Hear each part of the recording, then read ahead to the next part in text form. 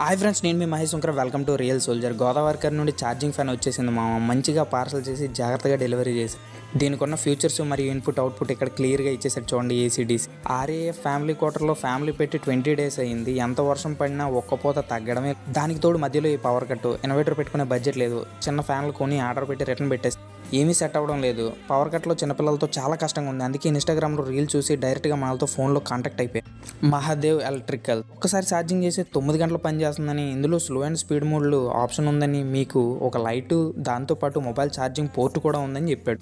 చూస్తే నిజంగా అన్నీ చక్కగా పనిచేస్తున్నాయి. ఫ్యాన్ ఛార్జింగ్ పోర్ట్ వెనకాతలు ఉంది.